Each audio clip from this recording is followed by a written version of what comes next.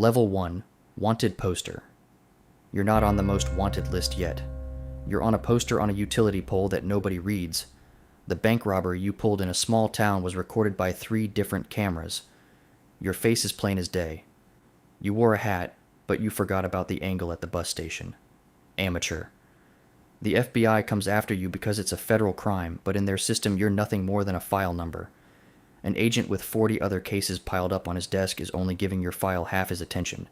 He'll scan the databases, upload your photo to the facial recognition system, and send routine emails to local law enforcement. Then his attention will drift to something more urgent. So you've got roughly 3 weeks before anyone starts hunting you in earnest. Most bank robbers get turned in because they tell someone their secret. A lover, a drinking buddy, or a stranger at a bar. You keep quiet. You don't spend the money in ways that draw attention. You don't wake up one morning with a luxury car in the driveway or sit down at a Vegas poker table.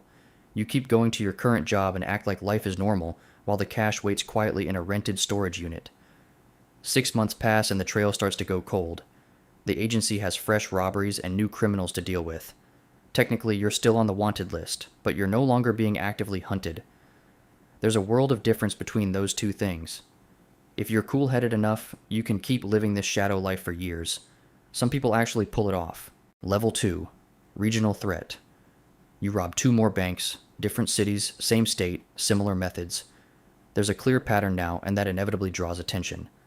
The FBI sets up a small but effective task force of 4 agents dedicated solely to you. Since your real identity isn't known yet, the reports refer to you as the Hat Bandit. Local media picks up the story, and security camera footage starts spreading fast on social media. Thousands of useless tips pour into the center. People claim to have seen you everywhere. According to witnesses who are absolutely certain, you're in Oregon, Washington, and Idaho simultaneously. The task force sifts meticulously through that mountain of noise looking for the one real tip. Right at this moment, you make your first serious mistake. While scouting a bank, you check maps on your phone just to find the way. That's not illegal, but your phone sends a digital signal to the nearest cell tower. The FBI doesn't know your number yet, but they have data from 3,000 phones that were in the area during that scouting window. With each new reconnaissance trip, they'll narrow that list. You don't know this yet. You think you're being careful by diversifying your targets and changing your appearance. But in databases you can't see, your digital exhaust is accumulating. The net is slowly tightening, and you'll only feel it when it closes. Level 3. You're now a federal priority and you've been promoted to a violent crime. A robbery goes wrong. A security guard reaches for his weapon and you draw first. The man barely survives, but you're no longer just a thief. You're a suspect in attempted homicide. Everything changes. The task force triples in size and a dedicated intelligence analyst is assigned to your case whose only job is to build your profile. Where you strike, the time intervals between crimes, and those geographic patterns you think are random but actually aren't. All of it goes under the microscope. Humans are terrible at randomness. We create patterns without realizing it, and the analyst sees them clearly. Your face goes up on giant billboards. Crime Stoppers puts a $25,000 bounty on your head. Your photo is now on the FBI website. You're not on the most wanted list yet, but you're climbing fast. The media gives you a new nickname that sounds more dangerous, and news programs run your story during every slow moment. For people, you're no longer just a face on a poster. You're a living narrative and a tangible threat to their communities. Hundreds of tips pour in. One of them is from an ex-girlfriend who recognizes your hands from the security footage. At first she's not sure, but when she sees how you hold the gun and your stance, everything falls into place. The FBI is at her door within hours. Level 4. The real manhunt begins. They now know your name, where you grew up, what schools you attended, and your family.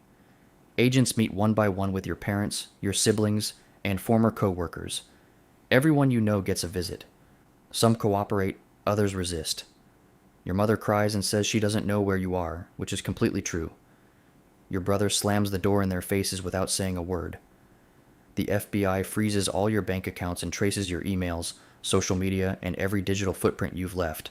They put everyone you're known to know under surveillance, hoping you'll make contact. You're staying in motels, paying cash, and using fake names. Good enough for an indifferent receptionist who won't look too hard. You're in Missouri or maybe Arkansas, somewhere in the middle of the country. Small towns where people don't ask questions. You've grown a beard, lost weight from the stress, and you're starting to look different from your photos, which is working in your favor. But your money is running out, and that means you'll need to rob another bank soon.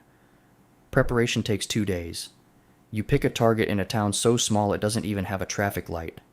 Population 900. One bank, 3 employees, everyone knows everyone, which makes you visible, but there's no FBI presence. They're focused on cities, and you're counting on that. The robbery takes only 6 minutes. You go in at opening time, mask on, gun out. The 60-year-old teller is shaking so badly she can barely open the drawer. You take $18,000, not enough to run forever, but enough to buy yourself a little more time. You reach your car before anyone thinks to call the police. You're 3 counties away before the locals even get a description. But there's something you didn't account for. Last month, the bank had a new security system installed. Advanced facial recognition that tracks your gaze, your gait, and that distinctive way you walk through a door. The footage is uploaded to the federal database in seconds, and the match comes back in 16 minutes. Now the task force knows what region you're in, even if they don't have your exact coordinates. They put every unit within a 100-mile radius on alert. Helicopters go up, roadblocks go up, and every law enforcement agency across the state line is coordinated. Your burner phone, which you thought was safe, sends a signal from a room outside town. They triangulate your location. The circle shrinks to 50 miles, then 20. You're completely unaware of all this. You're driving down empty roads at the speed limit, imagining you've made a clean getaway and bought yourself a few more months. The first roadblock appears suddenly on Highway 36. You spot the flashing lights a quarter mile ahead and veer off the road before you're made. Your pulse spikes because you understand this isn't a random check, they're specifically after you. The circle is closing. You abandon the car in front of a convenience store and plunge into the forest. It's February and the temperature is freezing. You've got a thin jacket, not winter gear. You're left with $18,000 in a bag, a handgun, and a bottle of water. Your only plan is to move. The forest is thick with oak and pine, the ground frozen solid. You speed up in a panic at first, then realize that moving fast means nothing when you don't know where you're going. You slow down and try to think clearly. The next settlement is 15 miles north. If you push yourself, you can get there by midnight. Find a motel and figure out your next move. But your feet are already going numb. Level 5. You're a full fugitive now. You survive 3 days in the wild. At night, the temperature drops to single digits, freezing. Just before dawn, terrified that the smoke will give away your position, you shiver through extinguishing the small fires you've built.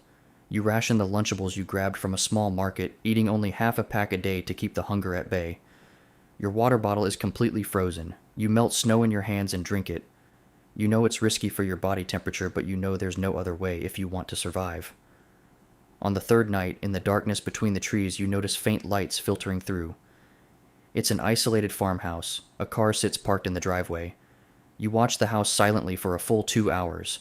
No movement inside, no sign of life apart from a dim light from the kitchen. You're desperate to get warm. You need to eat. Before hypothermia finishes the job the FBI left undone, you need to get out of this killing cold. You slip in through a basement window. The house is empty.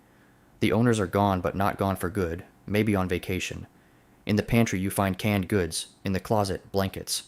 Without turning on the lights, you eat something and stay invisible for 3 days.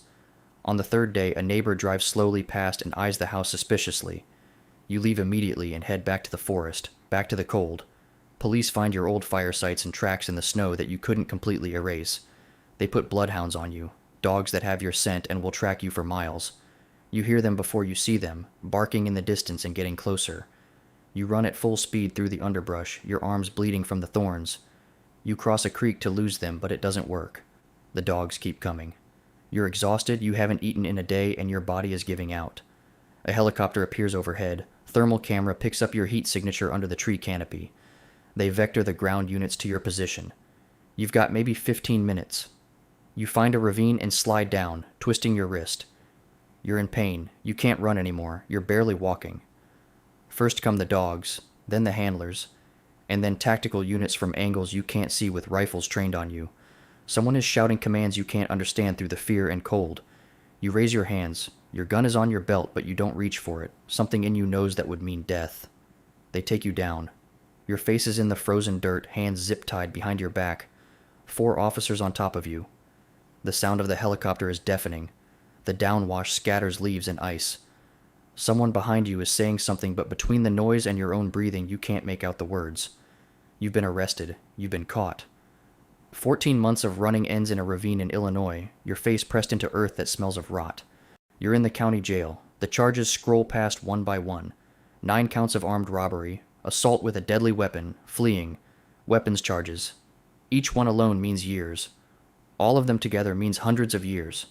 Your public defender is 28 years old and juggling 44 cases at the same time, talented but drowning under the workload. He tells you the evidence is overwhelming. Security camera footage, DNA samples from crime scenes where you left sweat or skin cells, and ballistics reports linking your gun to 3 separate robberies. The federal prosecutor offers you a deal. Plead guilty to 9 counts and take 40 years, or go to trial and risk life without the possibility of parole. You take the deal out of desperation. The sentencing hearing lasts only 15 minutes. The judge reads the charges one by one and asks whether you understand everything. Yes, you say. He sentences you to 40 years in federal prison. No parole. When you get out, if you manage to survive that long, you'll be 72 years old. 3 weeks later, they transfer you to the maximum security USP Leavenworth. On an 11-hour bus ride, chained to 6 other inmates who don't speak, everyone staring at each other. The prison rises on the horizon. 45-foot concrete walls, guard towers at every corner, and razor wire that catches the sunlight in a way that looks almost beautiful from a distance. You receive your uniform, which smells of industrial detergent. You're assigned to a 6x10 cell with a toilet that has no seat and a bunk bolted to the wall. Your cellmate has been inside for 17 years and stopped talking to new arrivals 10 years ago. The first year is the hardest. Nothing from your life before this matters anymore. Your name becomes a number, your identity a classification. Medium risk, general population, D cell block. You learn the rhythm of the prison, 5 a.m. count, 6 a.m. breakfast, 7 a.m. work detail. Days blur into weeks, weeks into months, months into years. After the first 18 months, you stop counting days, because counting doesn't help. Some inmates choose religion, some choose education, some choose violence. You find routine. Work in the kitchen, read in the library, exercise in the yard.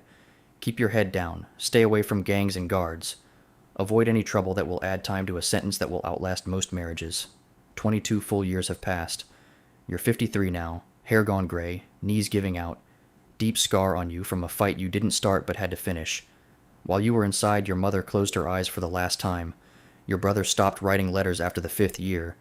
There is no one left on the outside waiting for you. Only that distant release date that feels both impossible and inevitable. When you finally step through the door, the world will have changed too fundamentally for you to navigate. Technology, culture, the way people talk and dress and move through social spaces, all completely different. You have $450 from your prison wages and a bus ticket to a rehabilitation center in Kansas City. Across from you stands a parole officer who already looks at you with suspicion. You were once on posters, hunted across state lines by the FBI. Now you're just an ex-convict trying to figure out how to get a phone and how to apply to places that will never hire you. The most wanted list kept moving while you were gone. New faces, fresh crimes, and new people making exactly the same mistakes you made. Each one convinced they're smarter than everyone who came before them.